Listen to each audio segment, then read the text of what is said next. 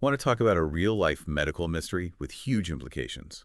Today, we're diving deep into the MMR vaccine and autism controversy, a story that, gripped the world and still has people talking, even today. Our guide for this deep dive is investigative journalist Brian Deer and his book, The Doctor Who Fooled the World. Yeah, it's a story about science for sure, but also about ambition, misinformation, and the responsibility we all share when it comes to public health. Right, right. Big stuff. Okay, so let's rewind to, 1998. Okay. Imagine this, right? A research paper lands in The Lancet, Mm-hmm. one of the most, respected medical journals in the world, and it's claiming a link between the MMR vaccine and autism. I mean, can you imagine the reaction? Oh, absolutely. This wasn't just another research paper. This was like a bombshell, you know? Suddenly you have parents around the globe grappling with this terrifying thought. Could this routine vaccination, something that's supposed to protect their children, actually be putting them at risk? Yeah. And at the center of this whole storm was the study's lead author, Dr. Andrew Wakefield. Mm. He was working at a, what was it, relatively small hospital in London, right? Right. And almost overnight, he becomes this, central figure in this controversy that was about to go global. But here's the thing.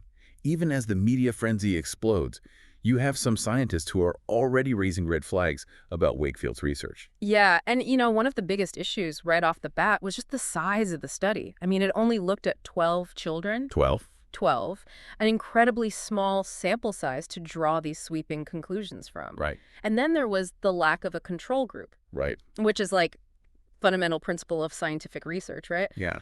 Without a control group, it's impossible to say with any certainty whether any observed effects are because of the vaccine or some other factors. It's like trying to bake a cake without following a recipe and then being like, I discovered a brand new ingredient that makes cakes rise. Exactly. You need that baseline You need that baseline. Yeah. to compare it to. 100%.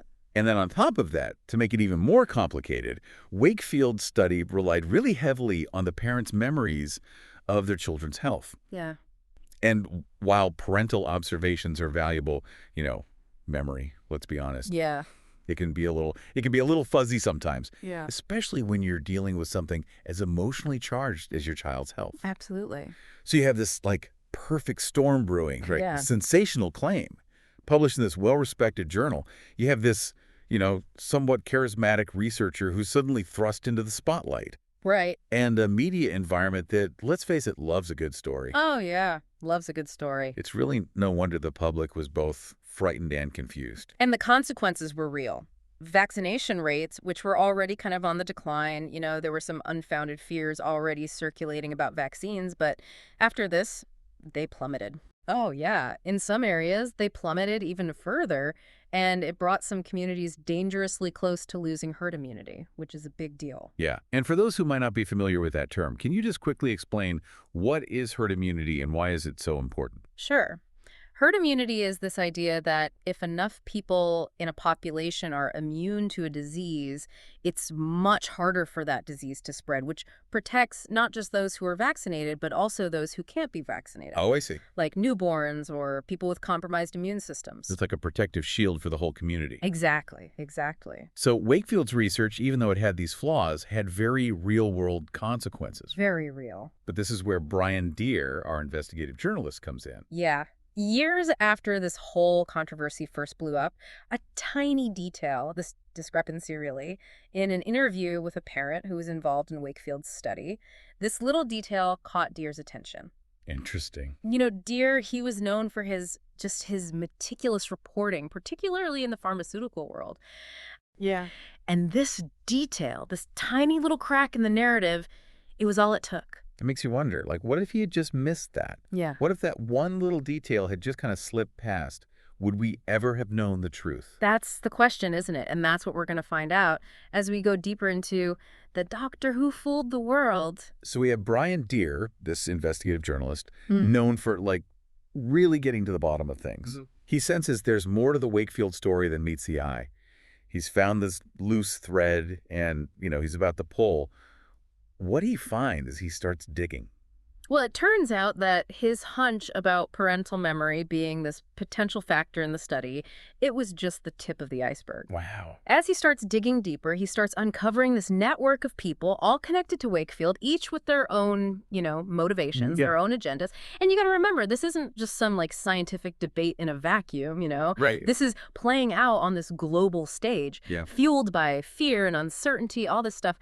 It's like one of those crime dramas where they start pulling on a thread and they're like, oh, wait a minute. Exactly. This is way bigger than we thought. Way bigger. Yeah, exactly. Okay. And one of the key figures that Deere brings into focus here is Jackie Fletcher. Okay. Remember her, the parent we talked about before, Yep. who founded that support group for families who believe their kids were harmed by vaccines. Right, right. Driven by that desire to get justice Absolutely. and hold someone accountable for what had happened. Absolutely. She 100% believed in her cause, and she really saw like litigation as the path to get there. And that is where our next key player enters, Richard Barr. This lawyer who had a reputation for, taking on big institutions. So Barr sees this opportunity, I imagine, in this sort of, I don't know, growing anti-vaccine sentiment, a chance to really like challenge the pharmaceutical industry, maybe win big. Yeah, absolutely. And as Deere starts digging even further, he uncovers these financial incentives that kind of paint a really disturbing picture. It turns out that Barr had been actively recruiting clients for a lawsuit against MMR vaccine manufacturers. Oh, wow. And he was specifically looking for families that fit the narrative that Wakefield Research was promoting. So wait, you're saying Barr was actively searching for families with autistic children who'd gotten the MMR vaccine? Yeah. That's pretty messed up. Yeah. And it gets worse. Remember those 12 children in Wakefield's study? Yeah. Deere found out that several of them had been referred to Wakefield by, yep, you guessed it, Richard Barr. Oh, my gosh. Okay, so it's not just that this study was too small or that it wasn't well designed. Yeah. The participants were seemingly chosen to get a very specific outcome. Exactly. It's really something. But Deere, to solidify his case even further, he went and looked at the medical records of the kids involved in the study. And what he discovered were these clear discrepancies between what was written in that Lancet paper and what the records actually showed. What kind of discrepancies? Can you give some specifics? Sure. Like, for example, the timing of when these kids started experiencing developmental regressions, that was misrepresented in some cases. Wakefield's paper claimed that these regressions happened shortly after the MMR vaccine, but the medical records, they showed they actually happened earlier. Oh, wow. Or like way later. Wow. And then on top of that, some of the symptoms that were blamed on the MMR vaccine in the paper weren't even present in the children's medical histories at all. So not only was the research itself flawed, but the data was like manipulated to fit this narrative. Yeah. It's starting to feel less like a medical mystery and more like a deliberate deception. That's exactly what Brian Deere concluded. This wasn't just a mistake. This was a deliberate, calculated attempt to mislead the public, all for money. It's a stark reminder of how easily scientific integrity can be, I don't know, just tossed aside when personal gain gets involved. But the question is, what happened next? How did the scientific community, how did the world react to these like bombshell revelations? Okay, so the truth is out there, right? Brian Deere has done this incredible job, really meticulously exposing the flaws in Wakefield's research and this whole web of manipulation around it. What happens next? Does the house of cards come crumbling down? Well, it did eventually, but it took a while. It's important to remember it's not just like a retracted paper at this point. Right. We're talking about people's deeply held beliefs, this idea that vaccines could be harmful. It had taken root, and that's not an easy thing to just undo. It's like it speaks to the power of fear, right? Absolutely. Like, once that fear takes hold, it can be really hard to get rid of, even with all the evidence in the world.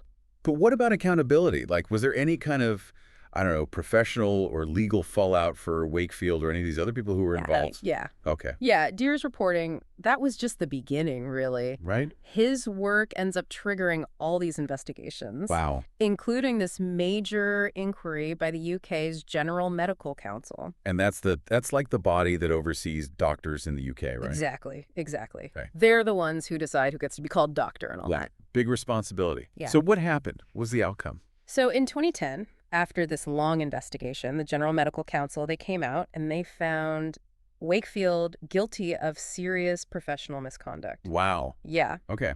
They basically said that he had acted dishonestly, irresponsibly, like a callous disregard for the well-being of these children under his care.